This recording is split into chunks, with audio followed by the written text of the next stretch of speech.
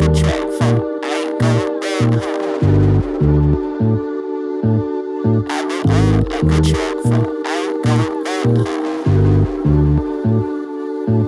said, God, give me a warning. Please take me for the morning, so I leave more disappointments than I ever will appointments. Give a fuck about your feelings, rub it in. This your ointment, can't depend on the oinker. Find your pick in the blanket, find a stick through your anus. Welcome to First and 15, the only podcast that's trying to get you paid. I'm here with two-time FFPC champion AB. I'm also here with our dynasty guru, Dayo the Machine. Guys, I want to start off with news this week since somebody was disappointed that we didn't talk about news last week. I do want to start off and let's talk about news, all right? So the first story that I want to talk about is N'Keal Harry asking for a trade with the Patriots. Relevant or not relevant? Irrelevant. Well, let me say this. Okay, I don't think anyone was drafting N'Keal Harry with the thoughts that he was going to be the Patriots wide receiver 1, 2, or 3. Mm-hmm. Not that you would even want the wide receiver 3 in that offense. Right.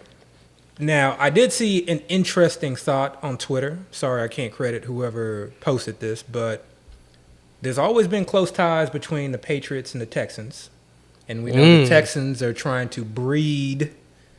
Go ahead. You know, they're trying to breed a culture of competition. Okay, they try to get in as many guys as possible, and you know, whether you agree with it or not, that's what they're trying to do. So, potentially, if he's unhappy, hopefully it doesn't cost much to get a former former first round wide receiver. Right. So 32nd pick, I think. You know, maybe a new setting for N'Keal Harry. Who knows? I'm not a N'Keal Harry believer, but we know the state of the Houston Texans wide receiving corps. So, you know, slightly relevant for the most part. Yeah, you can kind of ignore that piece of news. All right. I want to go to the second story, which I think to the casual fan is probably a bigger story because it's more flashy. Richard Sherman, Frank Clark get arrested, criminal charges. Dayo, relevant or irrelevant? I mean, for fantasy, it's just not really relevant, so irrelevant. I mean, this is that dead period during the NFL offseason. Players aren't with their teams or their teammates. They're not in a structured environment, so they kind of do their own thing. But things that they have going on are kind of serious, right? Like. Yeah, we don't want to speak on that. Burglary or something like that. The lawyer has advised us. Let's not go there. I mean, it's irrelevant for fantasy, but it's definitely relevant. We've been advised in the grand scheme of things in their lives. So, you know, hopefully things work out for them brothers. So yeah. Same here. Let's talk about Aaron Rodgers. Aaron Rodgers is technically still with Green Bay. He's still under contract. He's still under contract with Green Bay. He hasn't gone to a new team. He hasn't shown up to the Green Bay facility. Relevant or irrelevant? Now, you know, he had a quote, and I'm paraphrasing here, basically said he's going to take some time over the next few weeks to figure things out. Okay? That is a very different tone than what we have heard before. Mm-hmm. I'm not speculating based off of like what he said. My point is, though, the more time that passes, to me, the less likely he gets traded because teams are not going to want to trade for a quarterback, even if it's Aaron Rodgers, you know, right before the season. You know, we're about to enter training camp. Like, I understand it can still happen. I understand it can still go down. But if it's going to happen, it needs to happen very, very quickly. It could be week 6. Yeah. So Aaron Rodgers, they talk about they want to trade. I'll take him. So come on down. These seem like two very stubborn sides. You know, the Green Bay Packers front office and Aaron Rodgers himself. You know, and they are basically like playing this game of chicken. They are playing this game of, you know, one side really not letting up at all whatsoever. Mm-hmm. No, one side is really not, you know, conceding. So a lot of people think that, you know, Aaron Rodgers is just sort of kind of, you know, basically being extremely passive aggressive and that he'll eventually show up. I don't think anyone really knows, but every day that passes, I'm leaning more and more towards Aaron Rodgers. So the fact that this is relevant is because we are seeing players slide down boards, okay? And I think they are coming at significant value now. I've talked to you before. I know you don't agree, but for me, you know, I basically want to do as many drafts as I can right now to try and take advantage of that. Right. So I mean, for me, I saw. I don't even know if it's a quote or just some kind of comment that Schefter made today, saying that Aaron Rodgers is like dug in. He just does not want to go back there. Like just that simple. And that was today. So I mean, I don't want to totally ignore it. And when you say every day that passes, for me, I don't really truly believe that, because I feel like, again, we're in that dead part of the season. Nothing's happening. No practices are going on.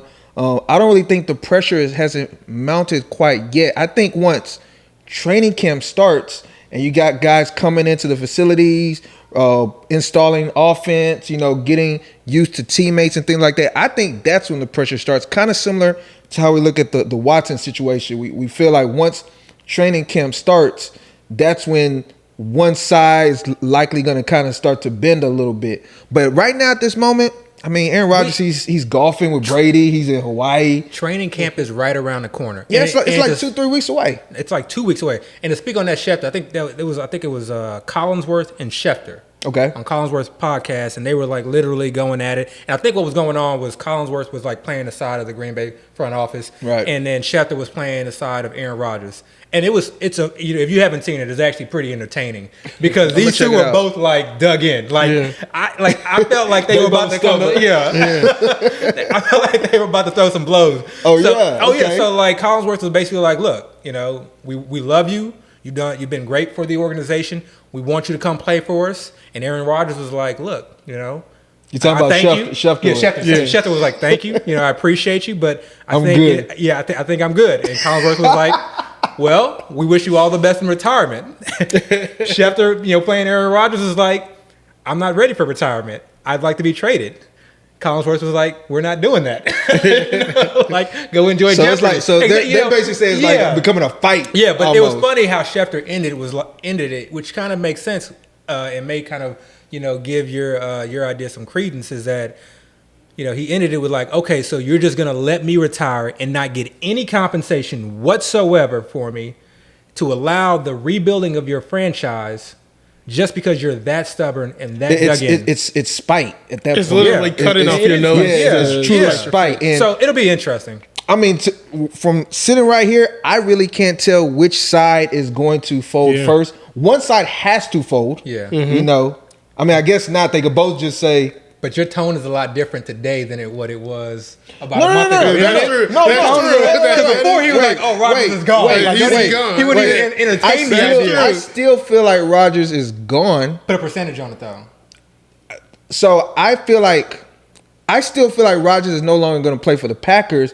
My thought about him being the next quarterback for the Broncos is probably waned a little bit. Or the Raiders. Or the Raiders. I still love that idea. Right. But that is waned a little bit. Yeah. But I mean, again, because especially seeing what Schefter said today, I still feel like we're getting close to that time, like we're saying, and he's still dug in. Like he's still like, man, I'm good.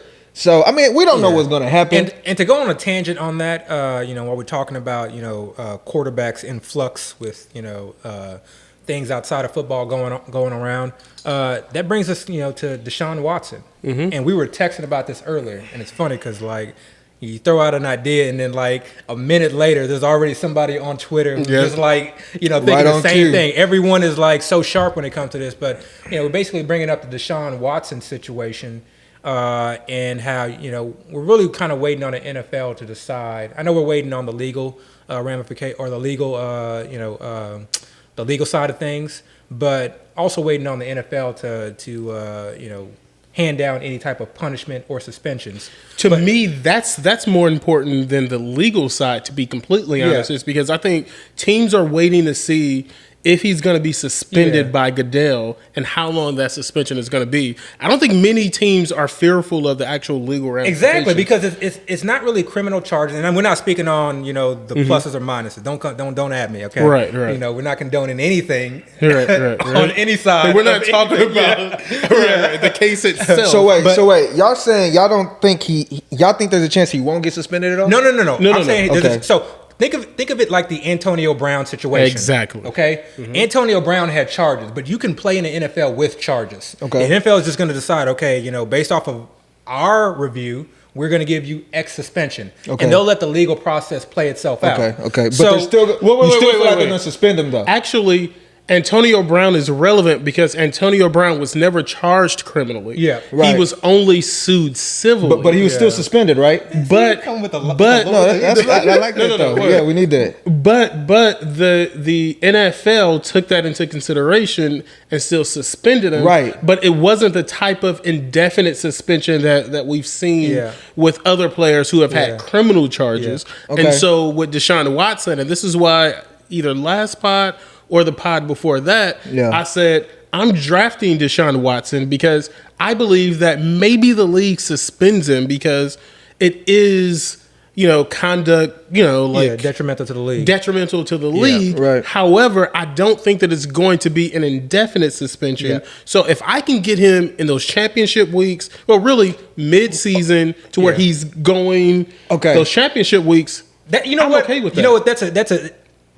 What I'm thinking of, and before I get into that real quick, before I go to that thought, let me finish up this thought. So if we're thinking about this in the same light that we're thinking about the Antonio Brown situation, in that, okay, he may get suspended 4 games, 6 games, we don't know. Okay. But once teams figure that out, I honestly don't think it matters how many games he gets suspended. He is a young superstar quarterback, a game changer in this league. Any NFL team is going to look at this as a situation where, okay, he had his issues, and I'm sure Deshaun, by all accounts, has, been very good in the public eye. He's going to come out and say that, look, maybe I made mistakes, maybe he owns the mistakes, and he's looking for a fresh start. Wait. Let me finish. I know it's a long road. Let me finish. So NFL teams are going to look at that and say, even if he's suspended the entire year, he is so young. Okay. He is proven. Okay. We don't need, we will waste 2 or 3 draft picks rather than trying to guess in the draft. No, I agree. I agree. So with that being said, we know who the front runner is now, or had been. I don't know if I believe that, but go ahead. But this is rumored. That came out today. Eagles. That came out today. Yeah, the Eagles. No, they've always been the front runner. They've always been the front runner. They've had the draft picks, and they had the perfect situation. They had the cap space. I think Miami was the front runner. They were at first. I think they made those trades and they gave up some draft picks, so they don't have the they draft. still have quite a bit of draft picks, but not the same because they traded with the Eagles to gain a draft pick because the Eagles moved up to 6. No. Or something happened, but I believe they gained a draft pick during the draft. So, but I'm not saying Miami is out of the contention, but I'm saying Philadelphia is in the contention. So if the NFL hands down a suspension, that immediately starts the clock. And I think you're just going to have people just flooding into bid. I think Philly's the front runner, but even if it's not Philly, it's going to be some team. And that's going to have ramifications, and that's going to lead to a downward, a sprinkle down effect on the entire roster to which he goes to. So if it is the Eagles, how many of us are drafting? So wait. Before we get to that point, because I think we're kind of going past it real quick. Do y'all think there's a chance he can get suspended for the year? No. Yeah. I do. Let me tell you why. Yeah. The type of suspension. Okay, first of all, I don't think there's ever been a player that's had this magnitude of accusations against him. Antonio Brown. Not 22 women? Okay, but but it wasn't sexual assault. It's not sexual assault, though. But what I'm saying he's saying they sexually assault. That's what this is. He didn't rape anybody. He didn't forcibly rape anyone. But what they're saying is it's sexual assault to some extent. I'm not saying he raped them, but one of them, like, he forced them to give him, oral. Oh wait, man, we getting we're getting into the allegations. But what I'm saying is, there's never been a player in the NFL that I can think of that's had accusations to this magnitude. Now, again, even if he's not charged, let's look at, y'all keep bringing up AB, but let's look at what happened with Ezekiel Elliott. Ezekiel Elliott also was not charged, and I believe he was suspended for almost half the season. Yeah, but we've had other players who have not been suspended for the entire season. But the point I'm making is, I don't think there's any other player that's had this magnitude. The Zeke thing was one woman that the league interviewed that I think they even found she had like sketchy. It wasn't consistent her story, and they still suspended him half a season. So again, with the magnitude that's going on with Deshaun Watson, I don't think it's off the table that the league can suspend him. Of course. I'm not saying that it's not. But we don't know. If that's a consideration, drafting him. I mean, obviously you're going to probably draft him late, but drafting him becomes a wasted pick. And even if he is traded and say he does serve a suspension for, again, I'm saying the minimum was probably half a year because I'm going off what happened with Zeke. All right, they suspended Zeke half a year, and he had way less women, and again wasn't charged. I mean, I don't know. But that's just what I'm assuming. Okay, All so right. making that assumption. Here's the next question then. But wait. Making that assumption, if Deshaun Watson then goes to this different team, are you then going to say day one you're just going to play him in your lineup? Maybe not. But in those championship weeks, if I can make it there, This is where I was going. So first, I was going to go to the idea that, okay, I'm not telling anybody to lower Jalen Hurts in your rankings, but you might have to. You might have to. I'm kind of thinking, if the Eagles are the front runner and Deshaun Watson is not suspended the entire year, I'm thinking that's going to have an effect. I don't want to draft a player. So, again, right now, I'm not lowering him in my rankings. Who Hurts? But I'm also not drafting him as a solo QB. And my backup QB is going to be someone that I have significant confidence in. I think you kind of lower him. And the reason I say that is because even if Deshaun Watson is not traded to the Eagles, the fact that this is even out there, it kind of tells me that they're not really sold on Hurts the way that we would want a guy we're drafting high to be. But we know who their backup is. I mean, yeah, but what I'm saying is that means means at any point if they find an opportunity, I don't think they're putting in Joe Flacco. I think no. I'm not saying Joe Flacco. I'm saying they have an opportunity to upgrade that quarterback position. I mean, we just talked about it. They could decide to get into the Aaron Rodgers sweepstakes. Literally anything can happen. The fact that they're not sold on Hurts lets me know that number one, they can add somebody else. Again, we're talking about Deshaun Watson, another quarterback. And number two, they can decide to pull him from a game and just try somebody else out. I think that's understandable risk, but I don't think that's. I think that's a very, very low risk. Yeah, this is the news segment. Hold on. Wait. I got one last thing. One last thing that I wanted to say. This is one last thing that I wanted to say because you said that the Deshaun Watson pick was a wasted pick. And full disclosure, I mean, outside of maybe one of my first or second drafts, I really have not been considering drafting Deshaun Watson. But it's an interesting thought to bring up because let's not pretend like we aren't drafting other quarterbacks who aren't starting the season, who we are projecting and anticipating will take over at some point, may never happen. But how early do we see Trey Lance going? So Deshaun Watson, I don't know what his ADP is, but I see him into the 17th, 18th round. I do feel like that's a different situation simply because when you're suspended, you're going to have to stay away from the team, while when you're just not being played, like you're not playing, you're still practicing and you're still with the team. Deshaun Watson is a beast. It's Deshaun Watson. Yeah, he's a beast. Y'all say that, but again, I don't care. He's still going to get the playbook. He's still going to get the playbook. He'll still be able to do Zoom meetings. But we're just going to automatically assume Deshaun Watson is going to step in day one and just be that guy. Most players know Deshaun Watson, yes. So if he's suspended half the season, okay, maybe I wait a game, maybe 2 games. But like you said, for those championship weeks, to have somebody like Deshaun Watson on your team, I mean, just not even for the champ. I mean, just for 6-7 games during the season, that's significant.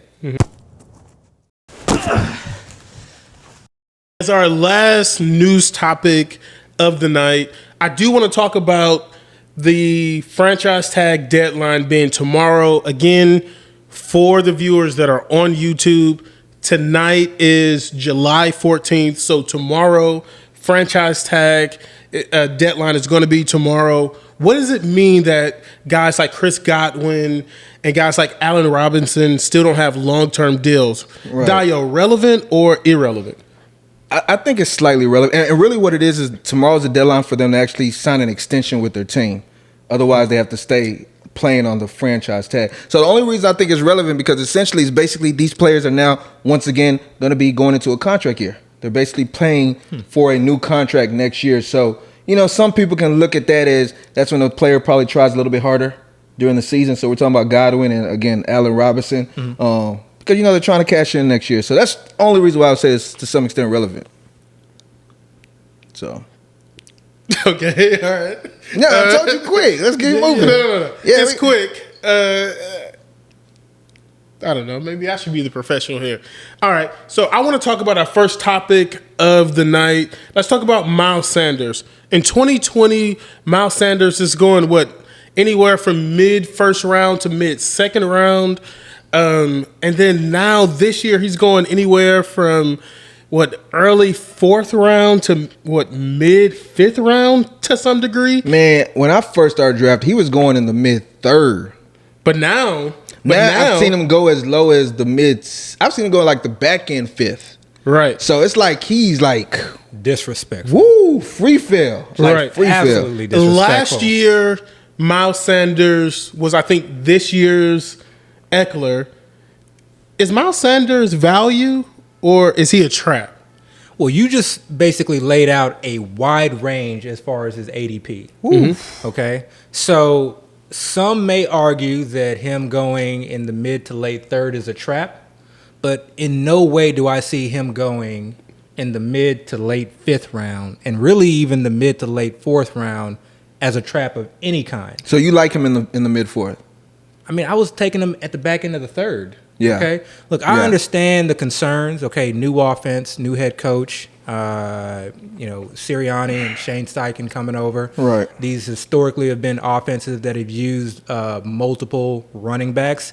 But really, what we have to do is look at his competition and ask yourself, are you really scared of the offensive coordinator or the head coach having Jordan Howard? They have Boston Scott. The rookie Kenneth Gainwell from Memphis. And he was taken in what round? I want to say the fourth or the fifth. So it wasn't early. Yeah, it was not early. It wasn't a day one or day two pick. Yeah. At the they also have Adrian Killens, which is some like small little. I actually think he's practicing with the receivers a little bit, but a small little running back, kind of stocky. And they might even have one other player there that I can't even think. I think you mentioned Jordan Howard. Yeah. So Detroit Lions, of course. Kerryon Johnson. Exactly. Yeah, Kerryon Johnson. That's so right. None of those players really scare me. Okay, I'm not concerned about Kerryon Johnson. All of them might not even make the team. Honestly. Exactly, and they are not keeping 6-7 backs. They are not keeping 5 backs, in my opinion. Right. And they may not even keep 4 backs. And I think one of those backs is going to play special teams, and that's really where I see Gainwell coming into play. I think a lot of people are expecting him to take over the passing down works. That is a lot to ask of a rookie, especially one that was taken in the later round. Yeah. I mean, I just how often do you see that? Okay, coming in the NFL, picking up a new system, and then taking over third down work and being able to be successful in pass protection. Yeah. I just I don't see it. I really, really don't see it. I think more than anything, I would see Kerryon playing that role because he's a good pass protector. Okay. Maybe they keep him on on the team for that reason.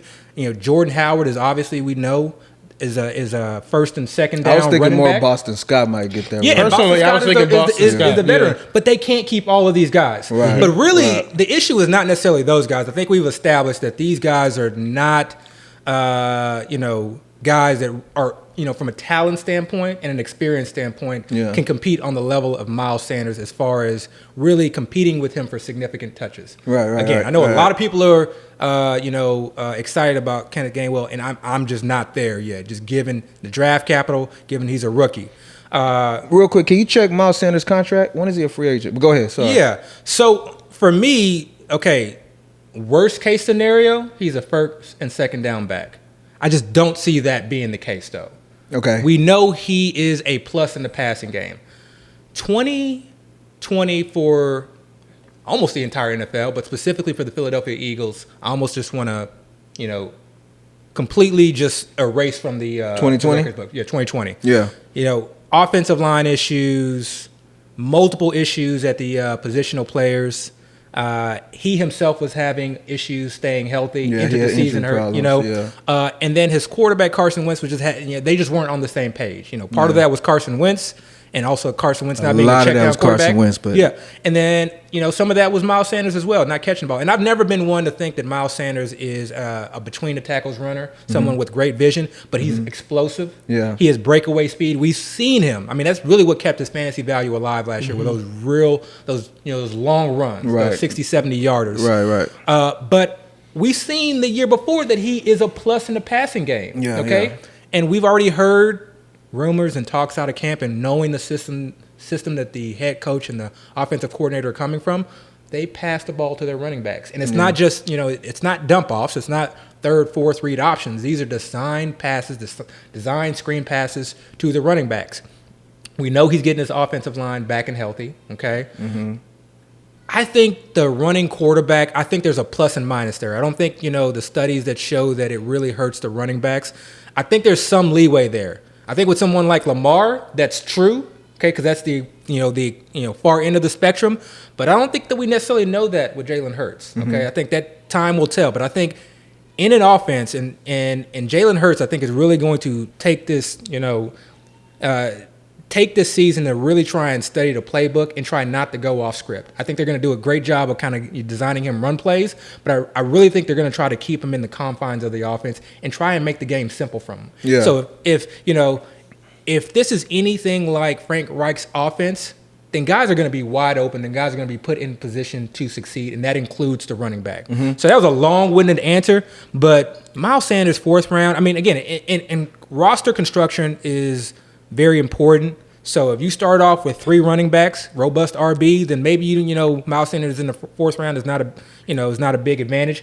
But if you only have two RBs on your roster and you have a chance to draft that strong third RB in Miles Sanders who can really have blow up weeks, who's potentially in a situation that is significantly better than he was last year, mm-hmm. and may pay off that first round value, that first round ADP from 2019. I think you really gotta take a stab at that. So let me ask you this.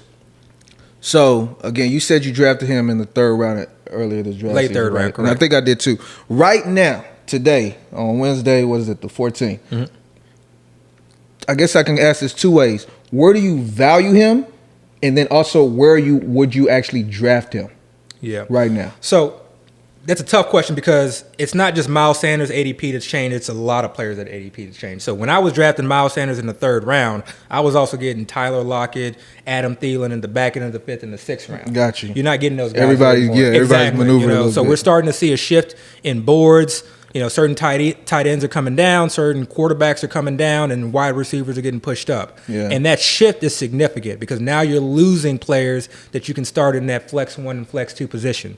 So right now, today, it's important to understand where his ADP has been over the last few days. There is no reason to take him in the third round. That's what I was getting at. Regardless of where I value him. Right. So fourth round, if I've started off with 2 wide receivers, I mean, if you were going 0 RB this year, I don't even want to put this out there. If you were going 0 RB this year, now is the perfect time to do it. Well, you put it out there. So you're basically saying it's a lot to do with your roster construction. Yes. Yeah. Okay. Gotcha. And you can base your roster construction off of ADP. And you're okay with him being your first running back, like your running back one, I guess. That is not ideal, but I mean, if we start off Tyreek Hill, Stephon Diggs, and that's a common bill for if you think you're starting off with Tyreek Hill and Diggs, and you're like, yes, I'm about to get unique. I mean, you can, but it's a very, very common bill. But yes, if I start off with Tyreek Hill and Stephon Diggs, in that scenario, I'd be okay. Last question, and I'll let you get to because I know you try to cut me off, but. If you started running back,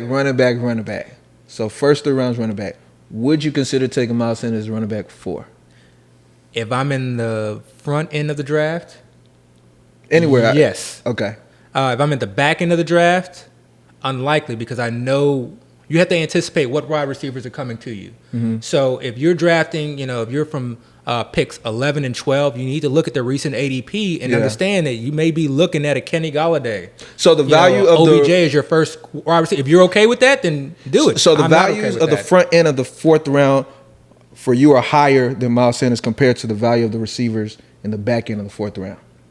Correct. Okay, got you. Absolutely correct. Now, as far as I feel about Miles Sanders, because I haven't touched on that, I kind of agree. But like I said in the text message yesterday, when I really dig deep and think about Miles Sanders, I land on 2 sides of the fence, and I land on the extreme side. Mm-hmm. I'm either like, man, this is a guy's a great value.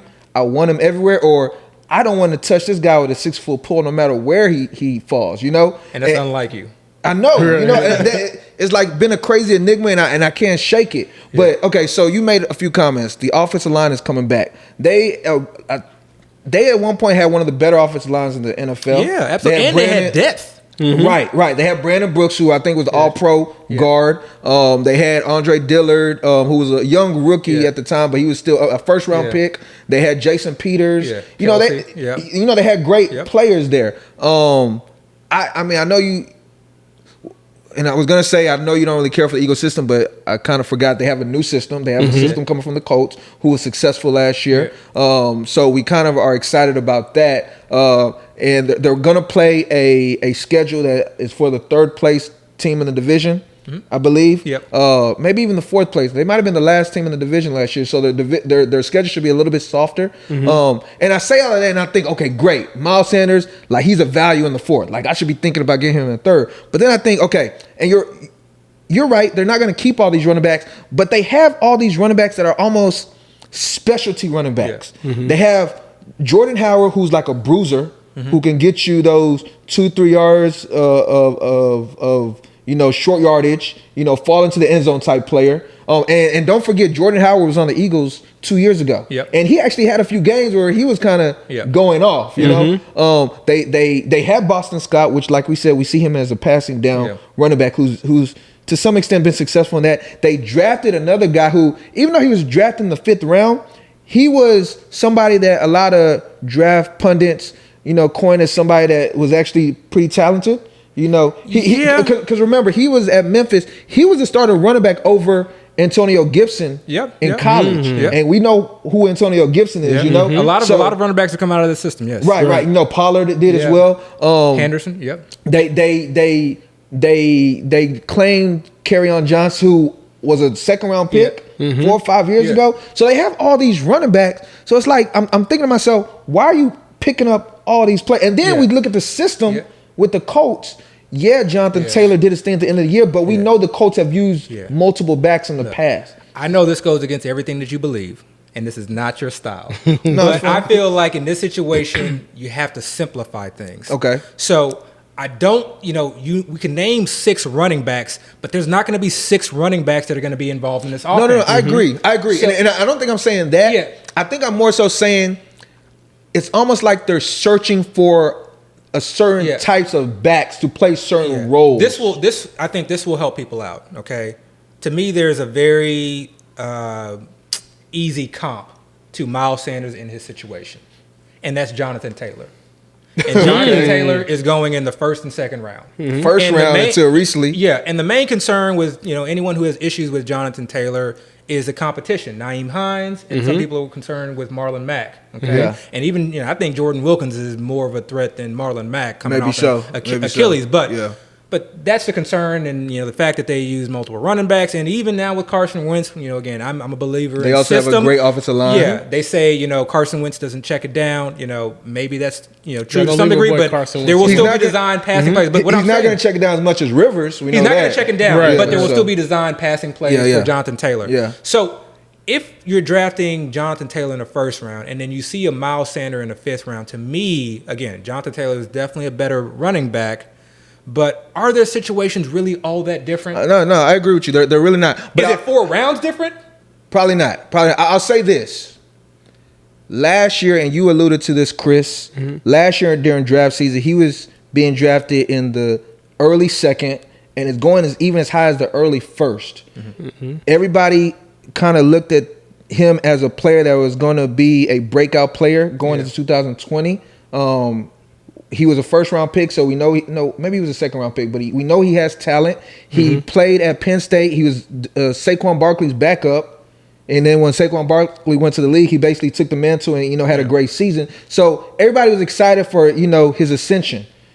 Going to the season, he had the injury, the ankle injury, before the season started. You mentioned the offensive line. So when I think back to that part, again, I go through both extremes. I'm like, man, I'm able to get this player now in the 4th, 5th round now buy every time. So sometimes it's just an opportunity cost too. I mean, you just got to think about, okay, what is the potential ROI on Miles Sanders? Right. Now, I will leave you with this. Okay, I just made this great argument for Miles Sanders, but man, his playoff schedule. I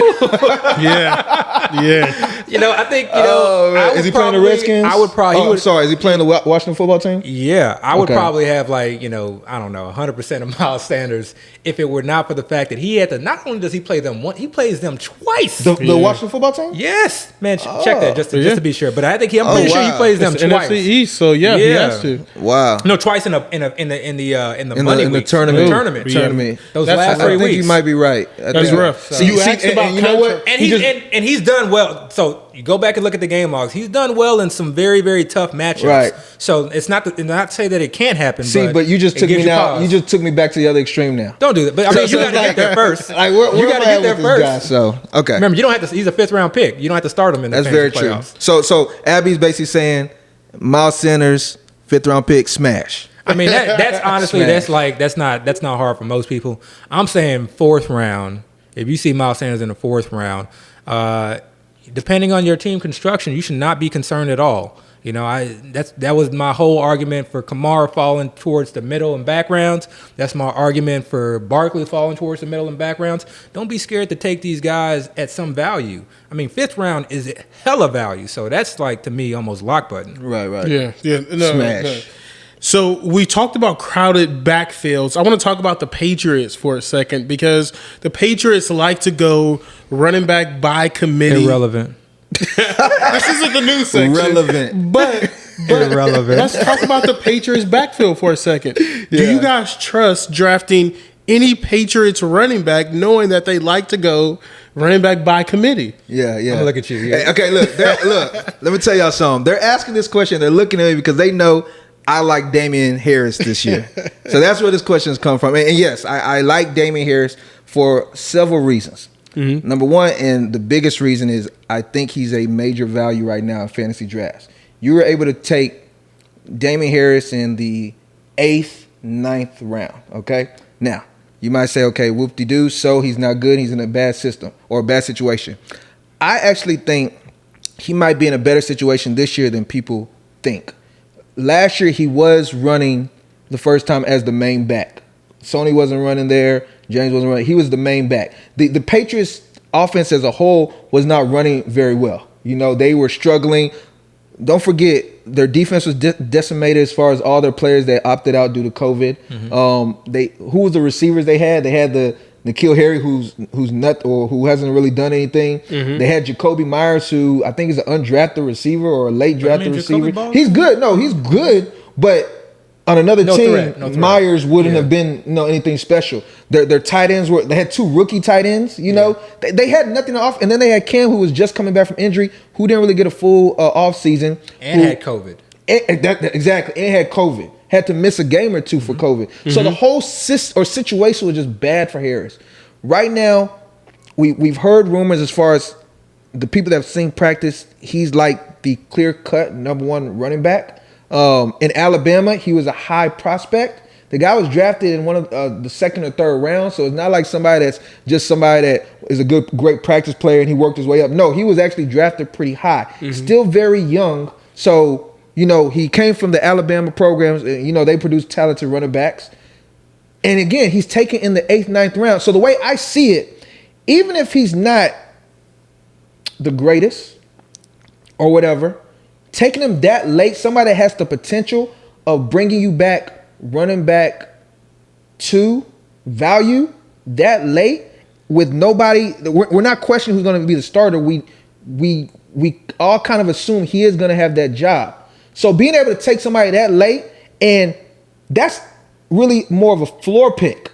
If he hit his ceiling, his value is going to be way higher than that. I mean, we're taking running backs that are 2nd string in committees over him right now. We're taking Pollard over him. We're taking your Melvin Gordons, your Javonte Williams. You're taking your Raheem Mosterts. All these guys that we know are sharing backfields with other guys that we can't even say we truly believe are going to be starters before this guy. So see, but you said something about sharing backfields. We know that the Patriots never really assigned one running back as a bell cow. Agree. And so what is? And no, good point. I first of all, in this day and age in the NFL, nobody really truly owns their backfield. Maybe a few players. Mm-hmm. We've spoken on this. But in reality, everybody is in a committee now. It's really just what percentage of the pie you're taking. And I should have said this before I even really started talking about this thing in the whole. I kind of am going under the assumption that Mac Jones is going to eventually take that job, if not take the job from the beginning. That's the most important. And that is the primary factor in all of this. Because if that happens, Mac Jones is not a runner. Mm-hmm. He's not going to steal goal line work. He's going to have to game manage too. He's going to manage the game. We saw Mac Jones. Mac Jones? Mac Jones, yeah. Mac Jones. Yeah. Mac. That's how little respect that. No, I'm joking. I'm joking. Yeah. Mac Jones. We saw Mac Jones walk up to the podium. Right. We saw. Yeah.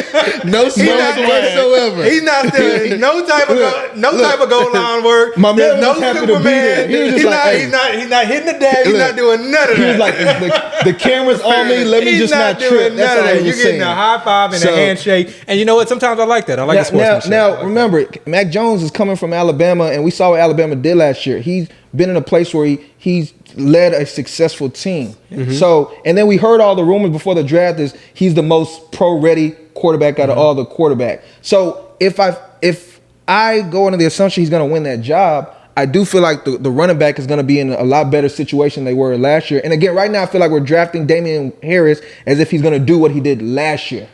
I think that might be his floor. So if Mac Jones gets that job, and again, Mac Jones is not stealing any running from him.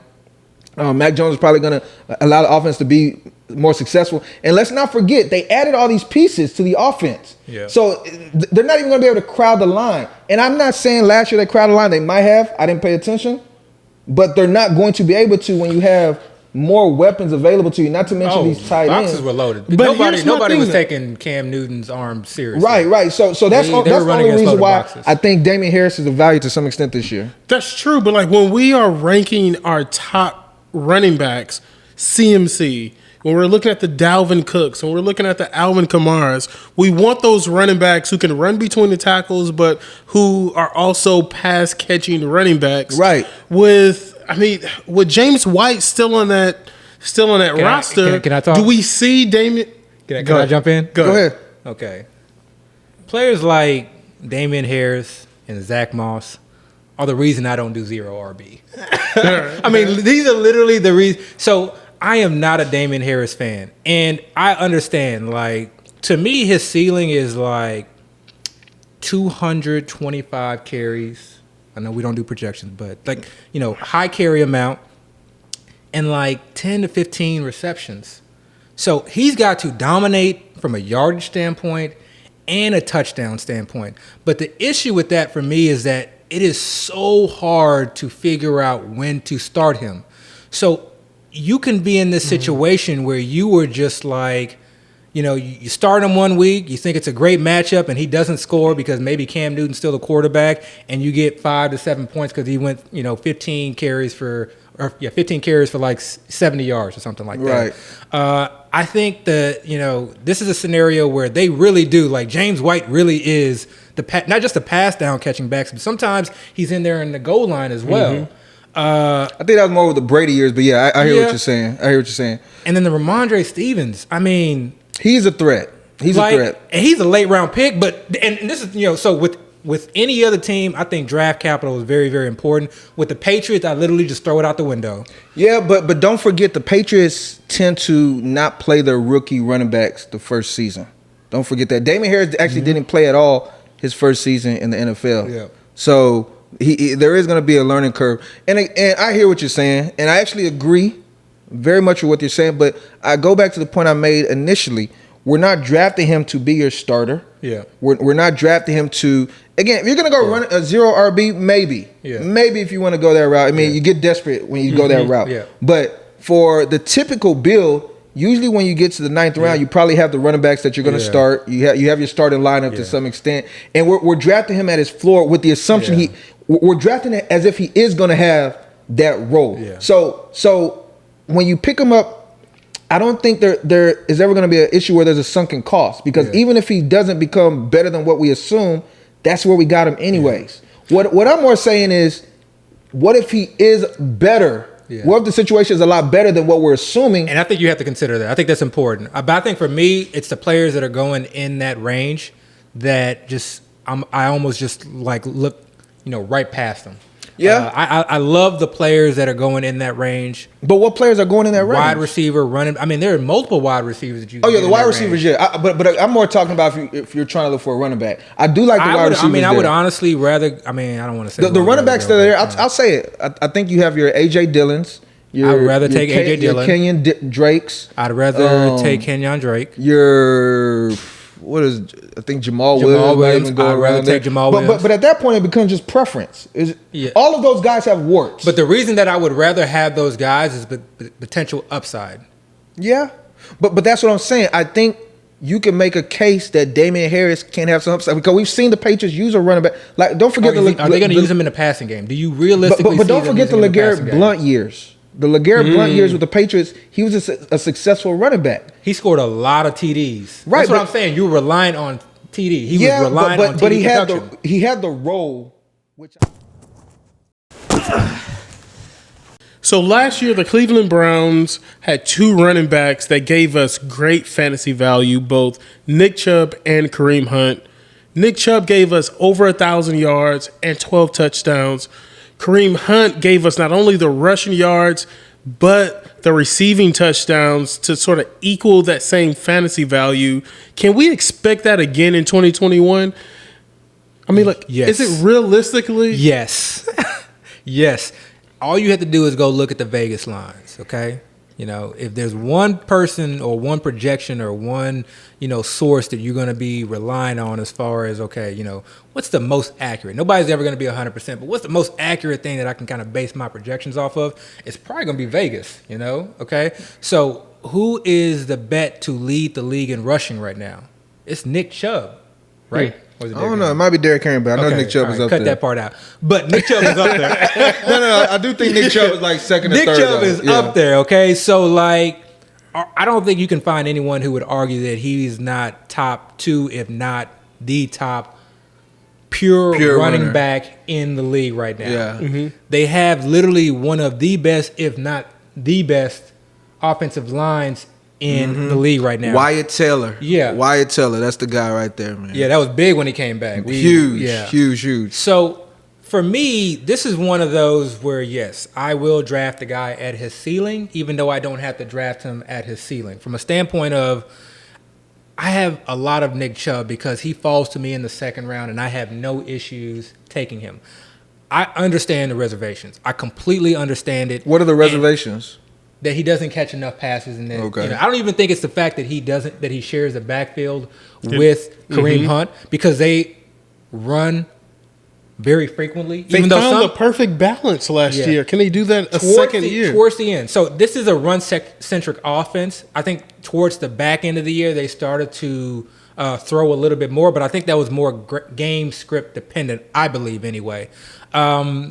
They also had that sort of kind of weird 3-game weather stretch where they were just like, in rainstorms and monsoons, and they basically just had one of those games against the Texans. Yeah, and they basically, so some of those stats, like in terms of just kind of averaging, the stats and some of those games were against the Texans. One of those games against the Texans, yeah. But I was there. I mean, when I look at this team, I see a team that is likely going to be in neutral and positive game scripts throughout most of the year, has a very dominant offensive line, will really be able to impose their will on imposing defenses. And this dude can break off any run 70, 80 yards, and he is money, we proved last year, in the red zone as well. So I understand Kareem Hunt is there, but this is just one of those situations where I see this guy, I see a player that could potentially go for 1,800 and yes, even 2,000, I think. Yes, I said 2,000 yards, even with Kareem Hunt in this backfield.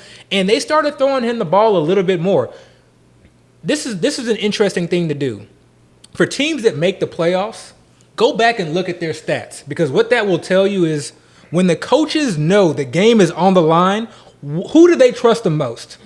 Okay? Who do they trust the most? You can do that with Cam Akers, but Nick Chubb got receptions in the playoffs, okay? I think he had like 5 receptions in the last playoff game. Yeah. So go back and look at those game logs in the playoffs for some of these teams that have that were able to advance. But the dream scenario is that he does get incorporated a little bit more into the passing game because he can do it. And it's one of those situations where he's such a dominant running a runner, and defenses assume that if he's in the game that it's either a running play or a play action play, that it's an easy screenplay. And they did that plenty of times last year, and he's the type of player that could take it to the house. I love just the explosion.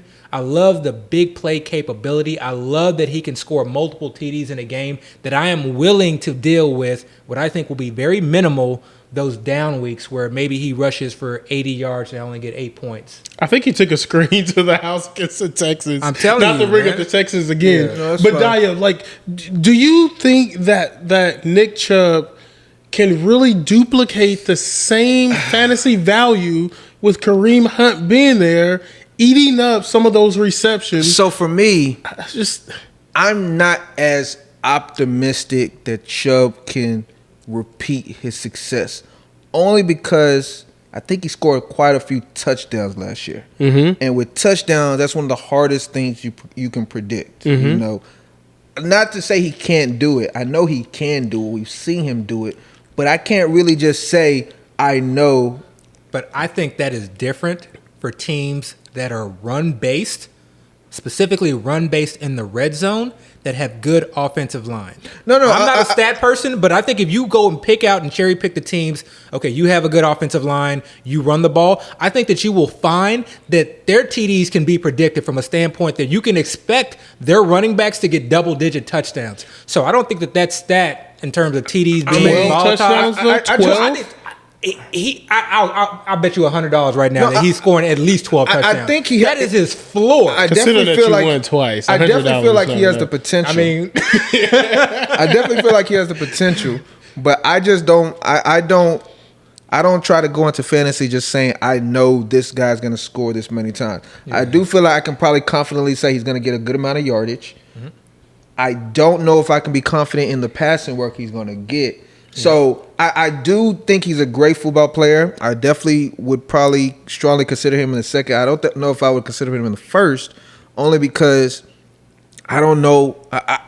Last year might have been one of his better years. It was a great year. He's coming off an injury. Right, but still, it was still production-wise, it was one of his better years. Not to mention Kareem Hunt did miss a fair amount of games. And let's also remember this. Last year, again, remember, they revamped that O-line. Yeah. So now you have this O-line returning, and you know how big we are on O-line. No, the O-line is a great. It's now you have Baker Mayfield, second year in the offense. Kevin Stefanski offense. Now the entire team is the second year in the offense. Yeah. You bring back OBJ. I'm telling you, No, Nick Chubb is an RB2 in the second round. I'm not saying Chubb can't do it. Yeah. I just feel like right now, value him like that is more so valuing him at his ceiling, because I don't know if he can do much better than that. So valuing him there's not much room in my mind for him to go up, but there's a good amount of room for him to come down. But I do want to speak on Kareem Hunt. I do feel he is a great value right now. I think he's a great pick. And this is why. In Kareem Hunt's current situation, nobody considers Kareem Hunt the starting running back for the Browns. Nobody's even like saying that's a possibility. Everybody knows Kareem Hunt's role.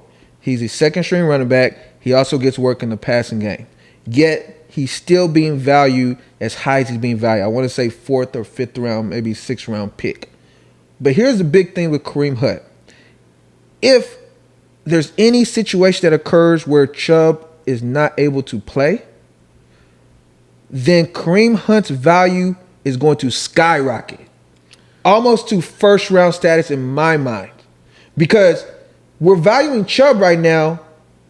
At one point he was back in first. Now he's more of a second. Knowing he probably doesn't get a high amount of passing work, Kareem Hunt would literally take all of that work, on top of that, add the passing work, and we know how talented this guy is. Yeah, but we also saw last year that same scenario play out, and he was disappointing in my. I mean, it's not going to happen. It's not going to happen every game. It's not going to happen every game. And I'm not saying that. I'm saying okay, because he disappointed last year when he had the lead role, he could very well. I mean, I think that's the same thing happened with Alexander Madison. The guy has been a starting running back. We can't talk like he can't. He can't take the low. We know he can. Yeah. But the way he's being valued right now, he's being valued in his current situation. I'm not a fan of his ADP, but I get what you're saying. If he gets that job somehow, he has because the offensive line is still going to be there. They're still going to be in positive game scripts. Yeah. If Chubb's not going to be there, they're just going to give it to Hunt, and Hunt can handle that. Fifth, sixth round, though. That's too high for me. I mean, too high. Yeah, I mean, but again, that's high for what he is now, in your mind. I personally don't think that's too high. I mean, the way he produced last year in that role, it was actually pretty good. Remember, we actually had him in our joint team, and I think we sat him 1 week, and he went off that week. In his role. That was your decision to sit him. we all make mistakes, man. We all make mistakes. And full disclosure, I've never been but we won that league, though. Yeah, we did win that league. But I've never been a big fan of Kareem Hunt. But he kind of made me a believer last year, to truly be honest with you. So I remember when we drafted and I was like, don't do it. But it ended up working out. So, yeah. That's why you do joint drafts. Yeah. So I Kareem Hunt, again, that's only if the situation, comes about. Yeah, he could be one of the greater running backs in the league in my mind. You know, because that offensive line is so dumb. Like, again, I'll say his name, Wyatt Teller. That guy right there. Yeah, man. I guess I'm just gonna get as much Nick Chubb as I want, because I really think his ADP just keeps falling. It does. So where are you taking it right now? Early second? I'm trying to diversify a little bit. With the idea that, again, even though I may be super high on him, that may not necessarily be the case in terms of, that he may not finish at the far end of that spectrum. But it's hard to pass on him. It's hard. I just feel like him as an RB2, you just go back and look at his game logs. I mean, not that that's like the end all be all, but I think it's always nice to put things in perspective. When we talk about, okay, this guy's, he's not getting any passing game work, go look at his fantasy production like the last half of the year. Right. I think you'll be surprised. And you alluded to something that y'all know I'm really, really big on a little earlier, Vegas. Vegas feels a certain way about this guy, that he's going to be top 3 in rushing. And Vegas does not like to lose. Yeah. So if Vegas is saying things like that, they're extremely confident that he's going to have a great season. Go watch his games. YouTube, whatever you got to do. Go watch his games from last year against even like really good run defenses. I mean, Baltimore, Pittsburgh. Go watch his. He did his thing. That playoff game, he makes it look off so easy. Yeah. And part of that is the offensive line, but part of that is just everything that comes with Nick Chubb. Yeah. The vision, the explosion, the power. I mean, he's just the ideal back. Right. I want to go off script for a second, because this is the first year that I've drafted a team in the infamous group chat, and you guys talk about so many different topics. How does it affect how you draft, how you prepare, having each other to bounce ideas off of? Because the thing is, Dayo comes up with like some of these ideas that are just off the wall to me, but then when I like go on Twitter or like I go on ESPN or any type of news service, it pops up maybe the next day or sometimes a few hours later. How is it bouncing ideas off of each other? And have you found success because you do have a second person to bounce ideas off of each other? Because I feel no, seriously. I feel like this has been, and I have not like played a single team like yet, but I feel like I'm so much more prepared being a part of the group chat, because we are talking about these players and talking about these ideas, and we are sort of weeding through the good and bad ideas. Well, I mean, do you want to touch on it first? You go ahead. I can, from my angle. So me personally, I look deep into this stuff, man. Like really, really deep. And the reason I look so deep is because, okay, I don't want to get too long-winded, but back not too long in fantasy, there wasn't as much information just put out there for fantasy. You can go on, simple searches and find information that if people weren't also searching, they wouldn't be privy to this.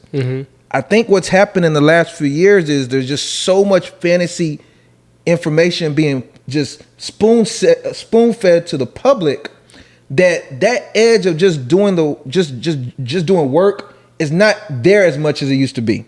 So I'm not just gonna say, okay, I'm gonna start working. What I then do is I start to work even harder. What I notice is a lot of people that put this fantasy stuff out, they'll put it out and then they'll quote certain articles or certain places they got it, and people read that read the fantasy article and just take that and keep it moving. Out of context. Right. I go and say, okay, let's go and look at where this source is at and actually read the source and let me make my own evaluation.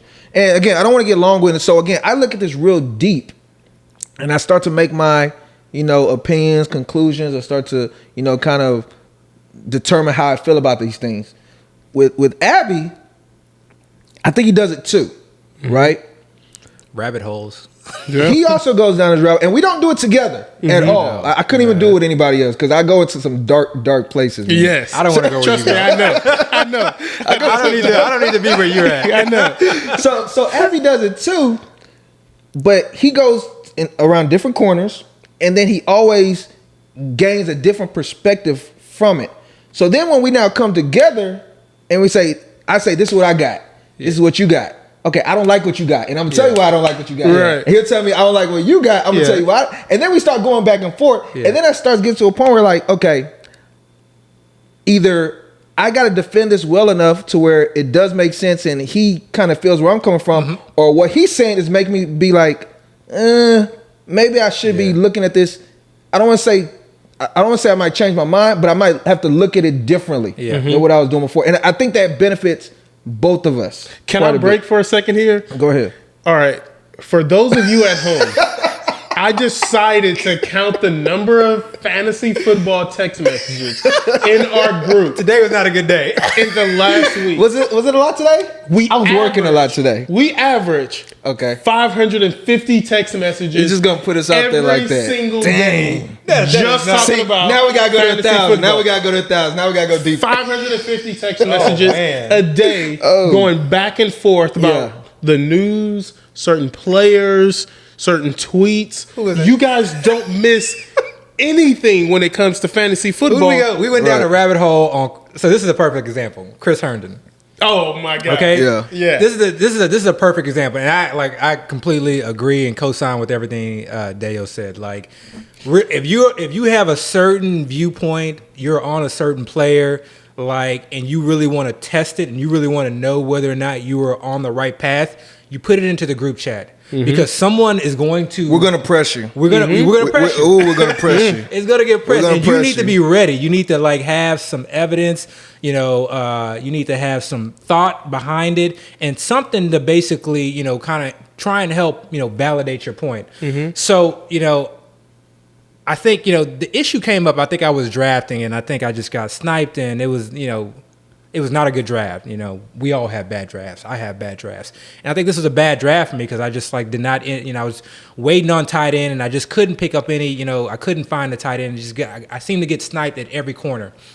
And I was left with, trying to figure out, okay, who are these last few guys that I wanted? And I drafted Chris Herndon. Okay. And I had not drafted or, even thought about Chris Herndon for a while because I remember the old quotes. But in my mind, I kept thinking, I was like, okay, who is the offensive coordinator? Where are they coming from? What is the Shanahan style offense historically done with tight ends?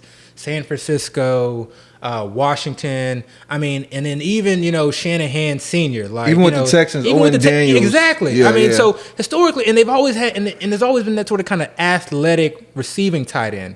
So we've heard Chris Herndon's name as far as being referred to as the unicorn and whatnot.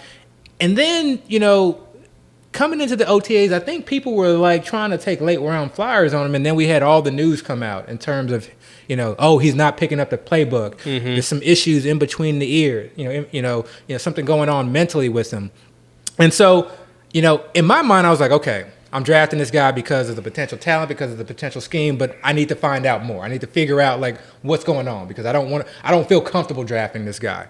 So I just go down this rabbit hole, okay? And like you talked about, that whole quote about him not picking up the playbook, you got to go back to the original source. And when I went back to the original source, that was, the entire article was not just based off of just how poor he's been in OTAs or in minicamp.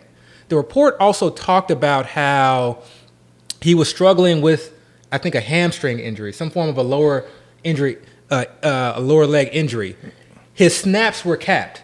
So when the reports came out that he was not running with the ones, or they saw, someone else running with, Tyler Kroft or whoever running with the ones. Tyler Kroft. Yeah. We have to understand that, like, the media is not, their practice is not open 100% to the media, okay? Right. We have to understand that he had a hamstring injury at that time. His snaps were capped, and many people may not have been aware of that. There was also quotes about, coming from the offensive coordinator himself, talking about how excited he was about, the tight end room in general, but also, the idea of Chris Herndon, and talking about how he kind of needs to step up. But they talked about how important the tight end is in this offense. So, to me, I see Chris Herndon as basically he was a free pick, okay? And come training camp, when he's had time to actually digest the playbook, because what people don't understand is, number one, he has been through multiple offensive systems throughout his time in Detroit. He's had Who? Chris Herndon.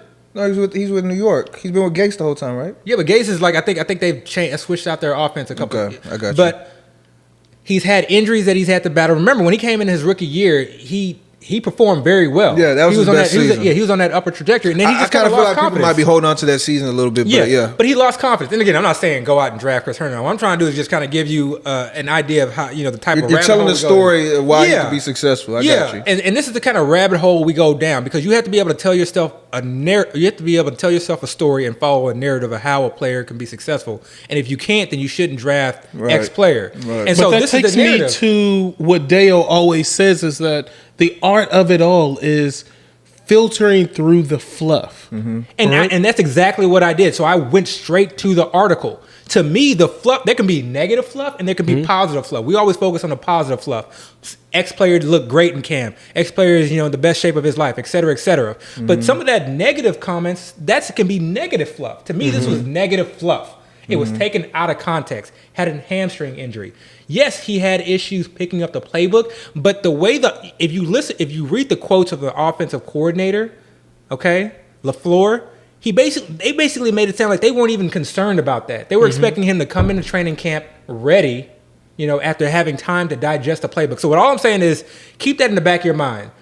Pay attention to Chris Herndon during training camps. Pay attention to who's running with the ones. If you see him running with the ones, you have to at least think about the idea that he may be able to have a potential breakout season, or at least be fantasy relevant. Maybe not, be a tight end one, but who knows?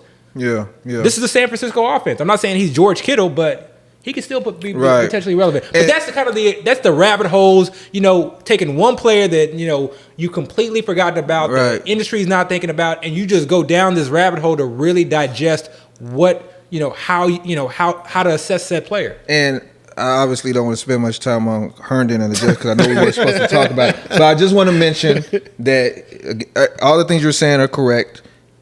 Tyler Kroft was getting some burn with the first team. Also, Ryan Griffin was also getting burned with the first team, who I think they gave him an extension a couple of years back or so. So they do well. That was a Gates regime, but they liked him. I think the GM is still saying Joe Douglas, so they liked him. And then they drafted. Look, I forget. I don't know if he was drafted or he was an undrafted free agent signing, but this guy named Kenny Yeboah. Yeah. Very highly touted prospect. Don't sleep on him. I've actually read things where some people consider him one of the better tight ends in the draft. Yeah. So I haven't really watched much film on him. I'll get to him at one point, but there's something there. So don't totally ignore that. You know what that tells me? That tells me that the tight end position, again, is very important for their system. Yeah, I agree. This tight end position is very important for the system. So to just completely gloss over it and just ignore it, going down these rabbit holes and really digesting it, that way, once training camp comes around, you're aware, you're ready. Okay? Stay ready. Stay ready, okay? Right. # stay ready. Yeah, and the last thing, there was one last thing I wanted to say about Chris Herndon, but I forgot. Well, listen, they drafted Zach Wilson. They clearly want this offense to hum. Let's talk about offenses that can take that leap towards next year. We saw Buffalo sort of take a leap forward. I want you guys to give me the offenses that you think can take that leap forward this season as opposed. Dayo, I want to start with you. Tell me the offense that you think can take that step forward this season that was kind of shitty from last season. I guess I can. I don't know. I obviously haven't really thought about this long, but I have a couple I can say, but I'll probably say the Cardinals. Okay. I can see. I was going to start the question off by saying non-Texans offense. No. Give me an offense that's not the Texans. Right. That can take the leap forward. I think the Cardinals can take that step. The Cardinals are a team that had a pretty good offense last year to start the season. They were putting up quite a bit of points. The Bills game, the game where the Hail Hopkins or Hail Murray, that was a high-scoring game. The Seattle game, I believe, was a high-scoring game. I think people forget how great of a fantasy asset Kyler Murray was in the first half of the season. I think once he got that shoulder injury, and I don't know if they reeled him back or if defenses just were able to kind of contain him a little bit better or what happened. I think the offense kind of ended up staggering and missed the playoffs. But prior to that, the offense was great with a running back that was kind of, not doing as well as people would hope in Kenyon Drake. They had DeAndre Hopkins and who else? Not really much of a receiver option to the system. The tight end position was maybe manned by Dan Arnold or Max Williams. I don't know. They weren't utilized much. Regardless of the situation, the offense was doing great, and they weren't even having a lot of people that were able to assist in it being great. Fast forward to this year, and we talked about it last week, they added a veteran in A.J. Green who historically has been one of the top receivers in the league. Christian Kirk is another year into the NFL. You drafted one of the higher touted wide receivers in the draft. We know Chase Edmonds has performed. You bring in James Conner, which can be a compliment. I don't know if James Conner is worse than Kenyon Drake. What Kenyon Drake did last year. Seems safe to me. Yeah, we've seen James Conner be successful to some extent, and I even think they improved their offensive line to some extent as well. So all these things, I feel, because remember, Josh Allen, a running quarterback, they tend to just give the ceilings this high. I mean, give the offense this high ceiling. I see that same thing potentially happening with the Cardinals. They do have that offensive mind as a coach who put up crazy points when he was in college at Texas Tech. They play in a dome, so the weather is not really going to be much of an issue for them. I think it might be turf, maybe it's grass, but regardless, it's something where you can have a high, fast-paced offense. Because we've seen it seems like a fast stadium. Right. So I can see that offense. I can see that offense kind of taking that next step. A lot of plays per second. So I'd probably say the Cardinals. I was going to also mention the Dolphins, but there's a few things that might give me a little bit of, You love to give us more than what we asked for. Because I think about all of them, but just a few things that give me a little bit of hesitation you have to come with the back Dolphins. to the Dolphins because I feel like you cheated with the Cardinals. Okay? I feel like you cheated. People drafting Cardinals. That's not. You have to come back with the Dolphins because I agree with that one too. All right. Okay. All right. I need everybody to take a drink, and that includes that includes the listeners at home. Okay. Okay. I need you to sit down. Okay. You should not be driving and drinking. Okay. I need you to be at home. I need you to take a deep pause, okay? I need you to relax, okay? And I need you to get ready because we about to go down. Here we go. I'm listening. All right. So when I think about offenses that, could make that leap, I'm really thinking about offense that could just completely do a 180. Because the idea is that we are targeting players that are well below what their current ADP is in terms of what their value will be at the end of the season, i.e. Stephon Diggs in the 6th round, who's now being drafted in the 1st round. Josh Allen last year, who we're getting in the double-digit rounds and targeting very heavily, who's now, the second QB off the board. So who is that, next offense now that we can find value on, okay? I'm not 100%. Oh, I know what you're about to say. I know what you're about to say. Just hear me out. Tell us. I don't know. So because shit. Look, I've given y'all Miami. I've talked about Miami. I've talked about my love for Miami. I've talked about all the great weapons there. Devontae Parker, he continues to be slept on. Wait, you're not saying it's the Dolphins, right? I'm not saying it's the Dolphins.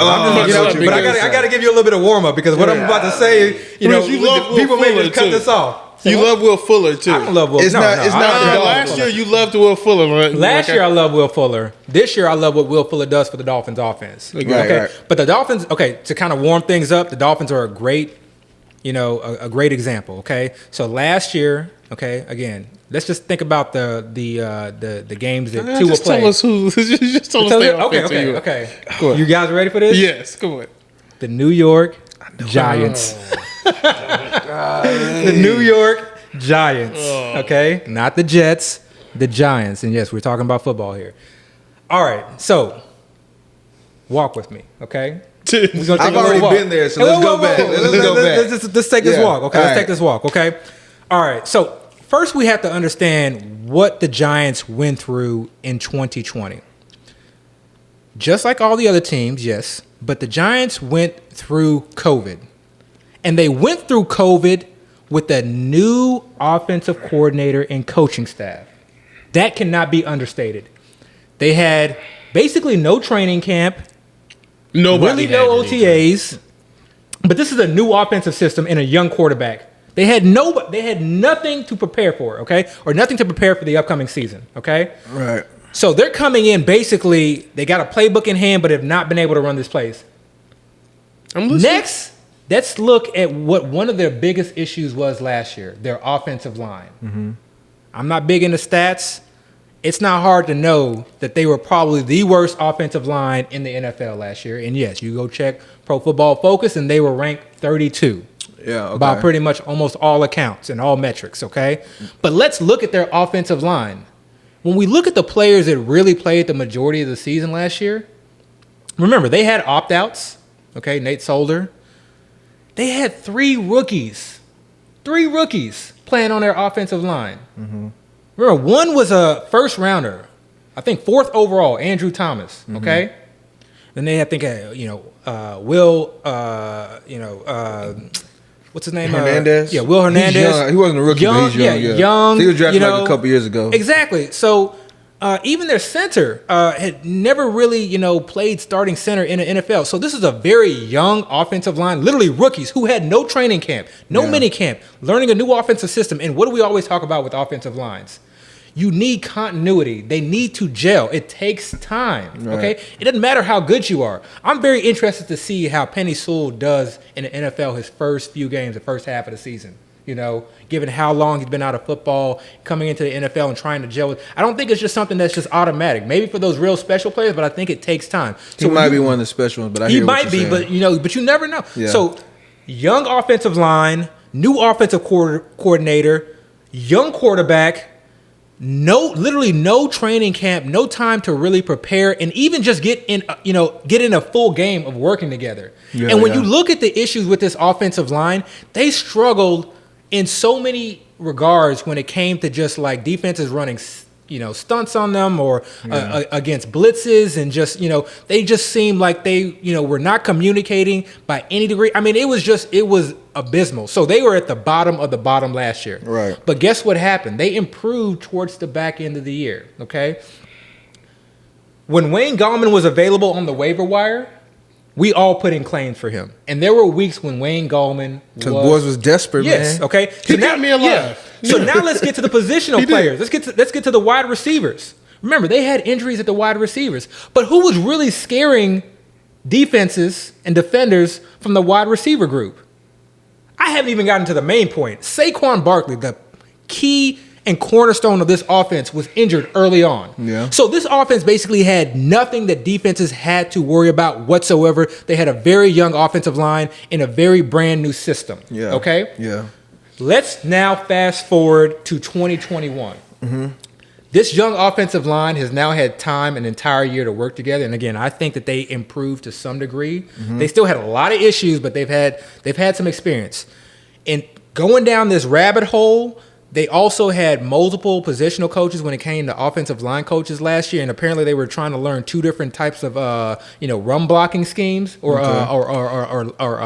offensive line schemes last year, and that's hard. I mean, that's hard on rookies, especially in a COVID year.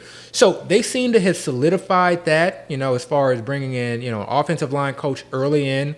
But the one telling point, and Gettleman may be off on this, but he was comfortable enough in terms of the talent that they had acquired in this offensive line from the 2020 draft to not draft another offensive lineman, at least in the first round, in the 2021 draft. And so a lot of people blasted him for that, but he was looking at this as a situation as, I spent draft picks in 2020, okay? I know what this offensive line can do. I believe in this talent. And who knows how good they're going to be, but they can't get any worse, okay? Now let's add in positional players. You bring in John Ross. Mm-hmm. You bring in Kenny Golladay. You draft Kadarius Toney.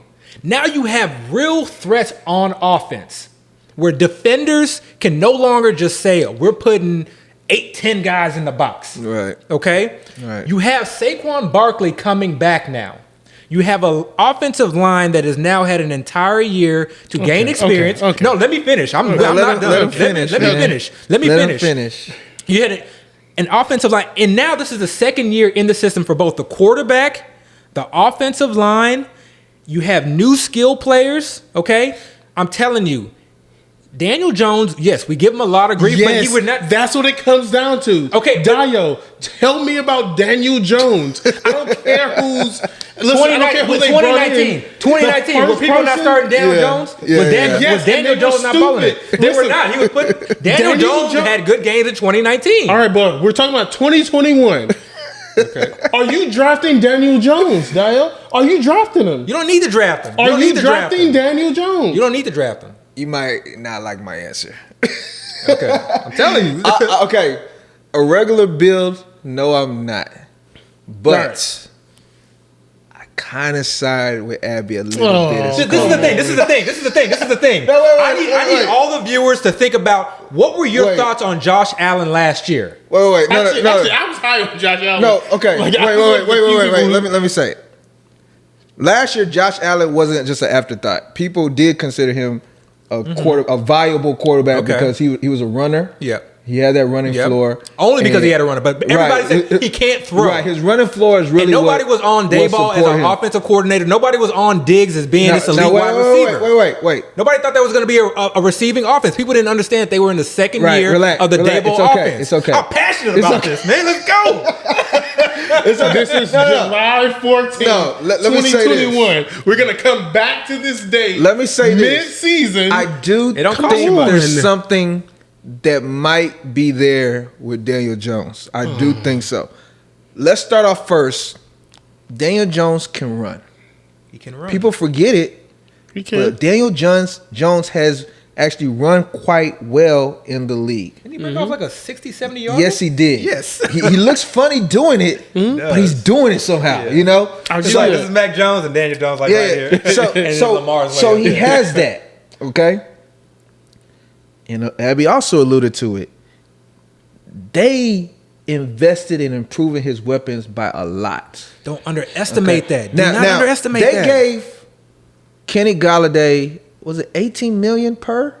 He reset the market. They gave him a crazy contract. That's why Allen Robinson can't get signed. No. I'm not saying him getting that money means he's a great player or he's gonna do X, Y, and Z. What I'm really saying is that show how important they feel like they needed to add to that position. They felt like they need to throw a major bag to him to get him to join them. Now, that's the first thing. The second thing is they drafted a wide receiver in the first round. They had players in the wide receiver room. They have starters in the wide receiver room, and they still felt like, let's add another weapon. Toney of all people. And you know, I'm not even. Can we please stop? No. We need to go down this rabbit hole. Take another drink. No. Can we please take mine? Let me finish. I'm not saying Kadarius Toney is a great prospect. What I really am saying is the team said, let's add another weapon for Daniel Jones. Now, don't forget, and you didn't even mention this guy, Evan Ingram is still there. He was hurt last year. People don't realize he was coming off an Achilles injury last year. He started off very slow. This is a very talented tight end. There are two things that you guys are leaving out that completely changes the narrative. Okay. One, what about Golden Tate? They traded for Golden Tate, and Golden Tate was supposed to be Golden the Tate? receiver. He was supposed to be the cared about- receiver that was nobody- supposed to help Daniel Okay, Jones. Nobody cares about Golden Tate. Okay, Golden Tate was a glorified slot receiver. Wait. No, Not let a him pure finish. defense. Let him finish. Let him They finish. traded for Golden Tate, who's supposed to help Daniel Jones. And two, you're leaving out the fact that Gettleman drafted Daniel Jones and he is wedded to him being successful. So he's going to do everything he can to make Daniel Jones successful, regardless of whether Daniel Jones is good or not, because he knows that his job is tied to Daniel Jones. But you're kind of That's making a a good point thing. like that. That's a good No, thing. but what I'm saying is, That's a good what thing. I'm saying is that does all those moves doesn't mean that Let me Daniel tell you this. Jones is good enough to be the starting quarterback. It means that Gettleman is going to do everything he can to try to make Daniel Jones be a that's a good serviceable thing. quarterback. Want that, Rebuttal. We want okay? that, though. Rebuttal. Go ahead. Okay. You brought up Golden Tate. Okay. Yes, Golden Tate is a good slot receiver, but Golden Tate by no means defenses are concerned about. They are not concerned. Him bringing in Golden Tate did nothing to help out that offense or that offensive line. You have to understand that, like, it takes time for offensive lines to gel. They drafted an offensive tackle 4th overall in 2020. Give him time. You can't expect rookies to come in an offseason of COVID and just play well. Let me add to that. That was offensive line. Let me add to that. Also, we cannot undervalue the effect not having Barkley there. Absolutely. Barkley will make a whole defense change the way they play a team. He's that talented of a runner. And here's the thing with Daniel Jones, and you kind of keep alluding to, which is helping making our point about them adding all these weapons. He doesn't have to be great as a player. No, it's politics. No, wait, That's it. Wait. It's not talent. It's politics. But wait, he doesn't have to be great as a player. All he has to do is get the ball into the talented players' hands. And he has talent everywhere. And realize what you're saying about politics, that is every team in the NFL. Every GM thinks that their job is on the line and they're going to do everything to make their players that they draft succeed. I do want to clarify this. Again, I'm not targeting Daniel Jones. Nobody's targeting Daniel Jones. But the question was, what team can we see having this meteoric rise that we didn't see coming, kind of like with the Bills or other offenses last year? You can play a narrative out in your mind where the Giants can do that same thing. I mean, listen to this offensive roster, okay? And you can yes, we can cherry pick from years past, but listen to this offensive roster. Kenny Golladay, where was he being drafted last year? Saquon Barkley, where is he being drafted literally every year he's been in the league? I got you. Evan Ingram, where was he being drafted the last few years? Sterling Shepard, where was he being drafted the years previously? Okay. Darius Slayton, where was he being drafted last year? Right. Kadarius Toney, what's his draft capital? Gotcha. Okay. Even Kyle Rudolph got added to this team. Kyle Rudolph. Don't even got bring added. up Kyle Okay, Rudolph. but I'm saying they do not underestimate what adding talent on the offensive side, getting Saquon Barkley back, and an offensive line that is young, yes, that was very, very poor last year, but has had an entire year, now has an offseason, and has pieces on it that are potentially talented. Don't underestimate what that can do. I don't want us to get past this segment before me shouting out Dorsey. Because Dorsey was the one. Oh, yeah. Dorsey. Actually, I was going to bring up Dorsey. Dorsey was the first one that told us to consider looking at the pairing of Daniel Jones and Galladay. Because before that, we were like, man, what the hell are you talking about, dude? We wanted no parts he of took that. us down that narrative street, and we were like, but what it was, because when he said Daniel Jones and Kenny Golladay, I remember him saying 6th round specifically, and the 6th round is very special to me, right? Because that's where I drafted Stephon Diggs. Right. So in my mind, I'm just like, to me, like that's where you win. I can't stress it enough. Those middle rounds and those late rounds are where you win your draft. Yeah. You got to find some special player in there that just really just outperforms his ADP. Right. That can really push you over the edge. Right. And so, where were we? I was not on Kenny Golladay in 2020. So it makes sense that like starting 2021 that like literally have just like not been on him whatsoever. Right. But I can't. But they gave him that bag, man. Yeah, but I can't They say gave that him I that was bag. like so far on Stephon Diggs. I had shares, but I can't say that I was so Right. far on him. Right. So to me, when I'm comparing Stephon Diggs and what we thought of Stephon Diggs, and then what we thought of Josh Allen as a passer, he was being drafted based on his running It potential. almost is an exact situation, similar Yes. situation as It is a how that was very played out similar- last year. And remember, the Buffalo Bills invested a lot of money. Now they did it through the draft and through the free trade. agency. The trade too. They traded quite a bit Yeah, for him as losing well. Zeitler, I'm not sure what the Giants were thinking with that. But, you know, again, they know their offensive line. But they did it through the draft and through free agency. And nobody, I don't think anybody saw them coming out and being the pass offense that they saw them. So again, I'm telling you, and this is the last thing that I'm going to leave you with. We all laugh at Jason Garrett. We all knock Jason Garrett as an offensive The coordinator. clapper, yeah. But he has been a part of, some good offenses, whether you want to, give all the credit to the personnel or not. But one thing that he is known for is improving quarterback play. And now that he has an entire offseason to work with Daniel Jones is physically gifted, okay?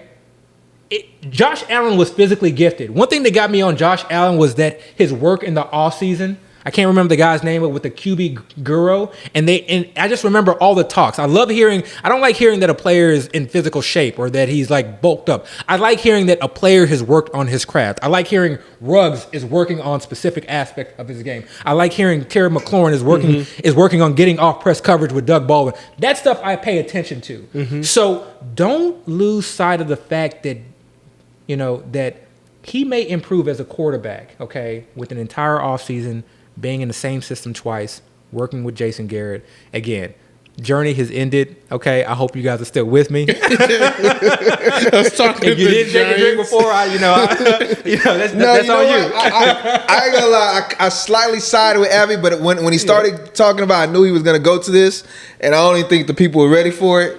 So I had to get something. people had to take that drink. But I hear where he's coming from. Yeah. But I didn't want to sound crazy like he sounded right there. So, but definitely, I give him a little bit of. But really, it's credit Miami, where though. it's You keep saying it's Miami. It's really the No, I really do. No, I'm really like, I went down that rabbit hole the last few days, and I felt like I had to get that off my chest. Yeah. So, like, this No, is you like, got it out. This has been like, I don't want to necessarily go as far as an epiphany, but this has been an enlightenment. Okay, Yeah. so we'll see where it goes. Shout out Dorsey Perry. Dorsey Perry. Thank you for that one. There's 4 people a part of the group chat. Us 3 and Dorsey. And I swear, when Dorsey comes in, he gives us gems every single time. Dorsey's always he's also the calming, He is the calming member. force, Because yeah. when me and you go at it, He'll come in and like try to iron things out. you were like, you know what? He had a good point in this respect. Yeah. Okay. And then he had a good point in this. Peacemaker. He's a peacemaker. Yeah. So we talked about Daniel Jones a lot. I want to stay on the topic of quarterbacks. We see Daniel Jones making this ascension. I want to talk about regression now. Oh, people are not gonna like my answer. You No. start. You start. Go ahead. I started last time. Let's I'm start. sorry. I literally just spent 45 AB, minutes talking about it's the on New York you. No, Giants. no, You no, go But I ahead. started last time though, AB, man. it's on you. Quarterback regression. Who do you see taking a step Backwards from last year? So I gotta put this on tape. Okay. Yes. All right. Okay. So when I think about regression, I think immediately about players who like are coming off career years. Okay. Because it's hard to duplicate, it's hard to replicate. There's certain things that go into you playing and producing at your most optimal level. Okay. So for me, it's Justin Herbert. Okay, it really is. This is an attack on me personally. It's not an attack on you. It's not an attack on you. I mean, when I go back and look at my ownership shares, I mean, I don't have a lot. I mean, actually, I just take them in the main event, but I think I got them at value. Okay, that was not the plan, but yeah, to me, it's Justin Herbert. Okay, I think that he was in a situation last year where he was thrusted into the starting role, played exceptionally well. Okay. More than better than anybody had ever could have imagined. They were in a lot of negative game scripts. Okay, and it was an offense that really had no run game, and a line that could really not run block whatsoever. But even with that, he played exceptionally well. Okay. Right. So I don't want to take anything away from him. I think that I won a lot of games last year with Justin Herbert. I like Justin Herbert as a quarterback. I like his prospects. I'm not a dynasty player. I leave that to you. But I think that he has a great future ahead of him. But when we're entering 2021, where he's being drafted, I'm not a fan of. In terms of the 6th, 7th round, to me, that is just too high. So I see a regression from a standpoint of more so that I think his ADP as far as 6th, 7th round, and again, I'm talking about FFPC here, redraft, I think that is too high, okay? He runs some, but I don't necessarily think that he's a running quarterback. Mm-hmm. I think... So no Konami code. I do not think he's a Konami code quarterback. Mm-hmm. Also, we're changing offensive systems, okay? And before we get to that, I want to talk about the idea of a QB going into his second year. For me personally, and I keep saying I'm not a stats guy. Just this is just things that I when I watch film, when I watch NFL games, from things that I recall, and when I just going back and just really kind of diving into that as I did this week with watching Baltimore and New York Giants games. For me, I can always recall when quarterbacks go into their second year, there's always, to me, more oftentimes than not, some regression. I don't know if it's because NFL teams get tape on a certain player or for whatever reason, but there's always something there. So I had that to some degree baked in. That's not the major reason, but to me, that's some degree baked in. Teams now have tape, and they can, to some degree, figure out what he's good at, what he's bad at, figure out his tendencies to some degree, and game plan against that. But I think the offensive system as well, to me, I don't think it's going to be as pass heavy as people think. I understand the comments that came out. I think that those to some degree were taken out of context. I think this is going to be a very balanced offense. I think it's going to look a lot like the Saints offense. I don't think it's going to be exactly like the Saints offense, but I think it's going to look some degree like that. But if people remember what the Saints offense is, the Saints offense is not a heavy pass offense. Okay? Mm-hmm. It's not a KC Chiefs offense. It's if anything, it's a more run-centric offense. Okay? So to me, I think this is going to be a very well-balanced offense. And I don't think that he's going to get the same amount of volume that he got last year, and I don't think that he's going to be in the same negative game strips. I think the defense is going to be better. I really love the defensive coordinator that they brought in. I mean, so for me, I just see a regression in overall stats. I think he was in a perfect situation last year. He caught the league by storm. He caught the league by surprise. He played at an optimal level, and he deserves all the credit in the world for him. But I want no parts of Justin Herbert in the 6th or 7th round. But here's the thing, though. Anthony Lynn is known for being a run-heavy head coach, a run-heavy offensive coordinator. Ignore that. People who are known for being a certain type of coordinator, that's great. You want to start off that way. But when your defense is terrible, I don't want to say he's a bad head coach, but when your team is not in positions where they are leading this is a ball game, Anthony Lynn hate zone. when they are in positions when they are when you are not leading or when you were down by multiple scores, okay, or where you can't run the football, okay, if you can't run the football, it doesn't matter how much you want to run.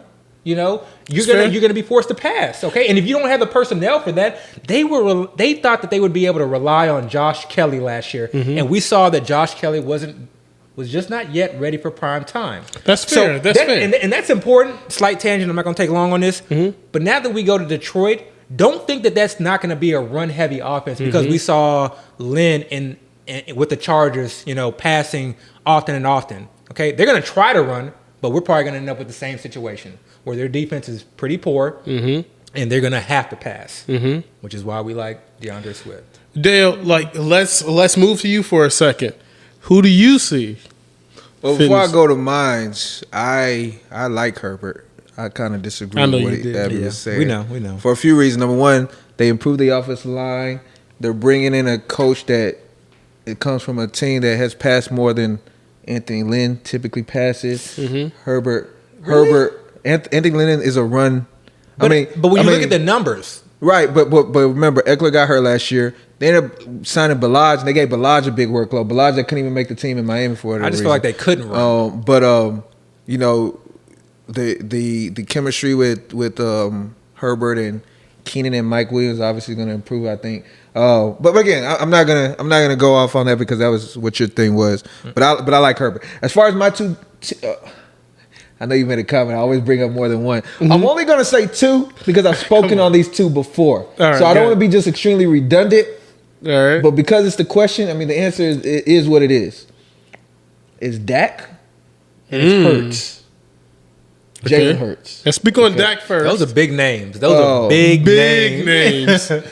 And again, I think I spoke on this on episode 1 or 2, but with Dak, first of all, our sample size for Dak, everybody's living off these 4 or 5 games from last year. That's all people are living on.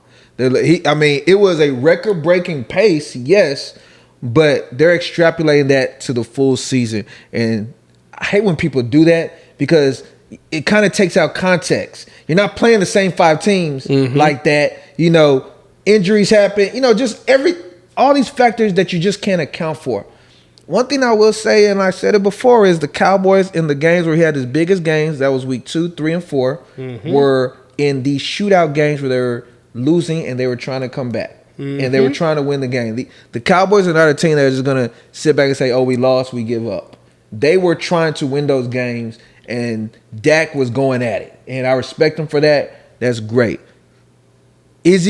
Are they going to have those type of games this year? Maybe, but you have to basically be saying you think their defense is still going to be trash and they're still going to be having these games where they are just losing almost from the jump.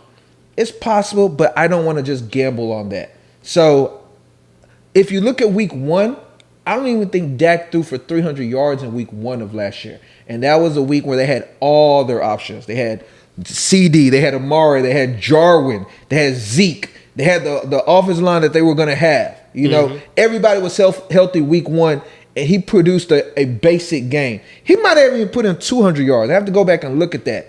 But it was those 2, 3, 4 weeks where he went crazy. Okay? So, and again, I spoke on this, so I'm not going to get long-winded, but Dak is my first one. You know, my second one is Hurts, and again, we alluded to this earlier as well.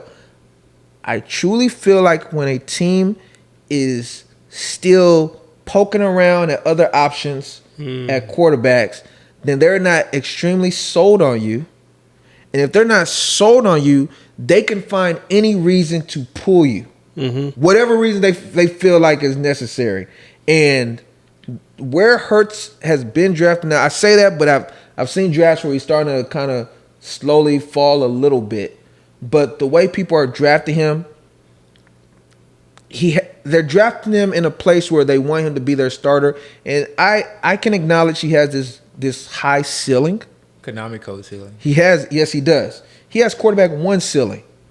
But the rug can be pulled under him so quickly, and nobody will be surprised. Nobody would say, oh my gosh, I didn't see that coming. Yeah. So for me, those are 2 players where I can say, you know, people might look at them highly now, but we can look back at the end of the season like, whoa, that was a terrible call. And I want to make a quick comment. Okay, first on the Jalen Hurts, I agree with everything you said, and you know the sad part about it is you're not really getting much of a discount on him. The fantasy community is very smart. They understand that that he is like a Konami code type quarterback. So and they understand his limitations as a passer too. They do. So it's kind of like built in. It's like it's one of those situations where those top 1, 2, maybe 3 tier QBs go, and then you're looking at Jalen Hurts and you're like, all right. I'm just going to bet on the upside. And that's why I like him. And I draft him with the understanding of knowing everything that you just said. But I think he's still a good target. But I definitely think there's a lot of risk. I never draft Jalen Hurts naked, in terms of just drafting him solo and then just saying that, okay, I'll get a Fitzpatrick or someone, who, is a complete, streamer type QB. Right. If I'm drafting Jalen Hurts, I'm really going after another quarterback that I think highly of, somebody like a Stafford. Right. The other thing that I want to say about Dak is I think the fantasy community as a whole agrees with you subconsciously. No, but because seriously, I agree. When you think about it, Dak was putting up not just QB1 numbers last year, crazy, but historic overall Record-breaking all-time numbers, yeah. record-breaking numbers. Yeah. Nothing has changed with that offense. Right. Offensive line is coming back healthy. You have Zeke there. You have Pollard there. You have CD again. Another year in the system. Jarwin's you have coming back. Jarwin's coming back. Yeah. Continuity Show that he can do a little continuity something. with the offensive coordinator. Yeah. Nothing has changed. Yeah. So why wouldn't we anticipate that same type of production? At least QB2, Yeah. QB3, QB4. What does he take, like 5? He goes after You Dak. After Lamar. You got Mahomes, Lamar, Kyler. Is that Dak? And then Dak. Okay. You forgot Allen. Yeah, okay. And Allen. So fifth. He almost always, unless someone's going for a stack, he almost always goes at the end of the tier. Mm-hmm. So I think the fantasy community as a whole, like subconsciously, low key, like really agrees with you. Yeah. But they also are still kind of excited about him. Yeah, a lot of people are excited about Dak. I find back. myself, it depends on like who's available in that tier. Yeah. As far as like, what wide receivers and running backs available. But Yeah. I find myself passing on Dak in the 6th round. I'm seeing a lot of people Quite trying often. to like stack or pair him, whatever. They're trying to like Yeah. group him with another cow. Let me ask you this: what do you prefer? Do you prefer to pair him with a CD or a Amari, or do you prefer to pair him with the Zeke? I could care less. For him, I would not want to pair him with the Zeke because I feel like So you would prefer his receivers? I over feel Zeke? like more Zeke's TDs are going to come off our Goal running line. plays. Well, no. I think the question is more so: do you want to try to corner the market as far as having the Cowboys' offense as far as their rushing and passing? I think points, or do you just want to focus on the passing? I think from game an overall standpoint, I'm not. If I draft Zeke, I have no issues drafting Dak if I feel like it's appropriate. I'm not going to look and say, "Oh, I got Zeke, I can't draft Dak." Okay. In the same right, if I draft Amari or CD, I'm not like jumping ahead of Lamar and Kyler Murray and Josh Allen, get guys that Dak. I have significantly ranked higher than him Yeah. to draft him, thinking that okay, I need this pairing to win a tournament. Right. No, I think Lamar is going to outscore Dak. Chill, on given man. week. Chill. I'm See, trying to but get here's some more the thing, Lamar though. Jackson. Oh, man. sorry. Here's the thing, though. When it comes to Dak, I feel like Dak put up those numbers because they had a historically bad defense. Mm-hmm. They've made considerable inroads in improving their defense. If that defense is better, I'm not sure if Dak gets as many positive game scripts as he had last season. Negative grain script. Negative game scripts. They brought in last Dan season. Quinn, and I like Dan Quinn. Okay, I know he didn't do all that hot as a head coach in Atlanta, but I think he's a pretty good defensive mind. Right. I think I don't know what went on in Atlanta, but he's someone I think that is respected, and I think he's going to come in and bring some stability to this defense. They had a lot of young players last year, and then their entire draft was basically a defensive draft, Right. but they're bringing in a lot of young players this year. But they have talent on this defense. Right. So if that defense gets better, and if you believe that Dak put up historical numbers because the defense was so bad, what does that mean for Dak going forward? Okay, so to play devil's advocate, as far as like pace, plays per second, and how quickly they ran plays. Last year in 2020, they were at the top end of the league. So, Right. But also I don't see that changing. But that So, might also be about the fact that they were behind, so they were trying to hurry up and do a lot of plays. I don't think that. I think that it was independent of game script. Maybe. I'll say this though: if they're close in games, or better yet, if they're winning games, I definitely don't see them passing. Oh as no! much. I mean, garbage time is garbage time. So they're not one of those teams where no matter what's happening in the game, they're throwing. No. It's almost game script dependent. Few teams are like that though. Yeah, I know. A few teams are, but just be aware of that. Yeah. So yeah, that's up.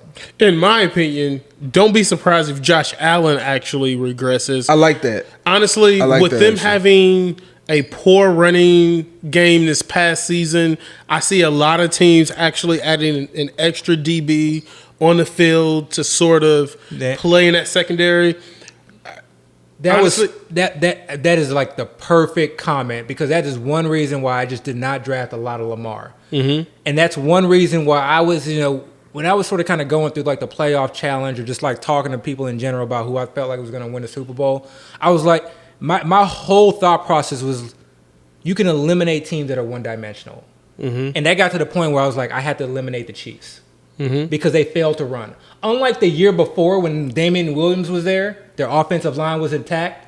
Towards the end of that year, they were running the ball. When they had leads, they were running the ball and they were doing it effectively. Right. Last year, especially towards the end of the season, they showed no ability to be able to win the ball. You cannot win one-dimensional. Right. Defenses take note. And they're in a division with Bill Belichick and Bill Belichick disciples. And then, look who we now have in San Francisco. With the New York Jets. So they are in a defensive division when it comes to head coaches. Exactly. So they better figure out something as far as running the ball, and I don't think that they've done it just yet. Right. All right, guys, we've gone way over. Wait. I know you're trying to close this out, but I got to say my player. All right, go ahead. I just got to say a player. Go ahead. So I'm going to say this player, and I've said it to y'all. All right. But I'm going to still say this player. I just need to put it out there. All right. And then I also this is your third. Yeah, I have your third player. I have 4 and 5 more players to say. I know you do. But I'm not going to say it today because I'm in these drafts right now. I'm in the main event. Right. I'm trying to get these guys on my team. Right. So I just can't put it out there yet. Selfish. All right, good, Maybe next week. We'll see how fast the draft goes. Yeah. But I'm going to say this one thing because I don't think I've said it yet, but I need to put this out there. Everybody knows I'm a Texans fan. We're all Texans fans. Yes. Oh, Lord. Don't be surprised if Phillip Lindsay ends up being the starter running back. Why would you say that? For the Texans. Why? Don't be surprised. That's Why? all. We've been getting Phillip Lindsay. Look, they don't care. But They don't care. I care. Don't be surprised. Let's keep that quiet. Let's keep that You between gotta us. know Phillip Should we Lindsay. beep Say it? what? Beep it if you want to. But I'm just saying. Don't be No, surprised. don't beep it. Okay, Don't be look, surprised. let me say this before you end the show, okay? Look, okay? This whole beep, number one, I didn't even, I'm not gonna lie. I don't watch it. I I know you do. I don't watch it. I'm the only person who So watched when people come at me man. and they're like, why did you beep? Are you trolling us? I'm like, I literally had no clue We what said he we weren't did. trolling though. No, we didn't do that. Literally we didn't had do no that. clue. So Yeah, we didn't do literally that. when I ask him to cut something, I am being dead serious. I am asking him to delete it. But literally I have no say so. Yeah. In editing, man. I have no say so in production. I have no say so in what final product gets put on YouTube, gets put on Apple Pod. This man controls everything. Put it on my back. Yeah. So yes. Nah, they'll be all I'm right. gonna still request. Please delete that last. They'll be aspect of it. all right. They'll be all right. I'm not cutting it. But this is 1st and 15. Listen, this is episode 7. AB, Dayo the Machine. We're out. Yes, sir.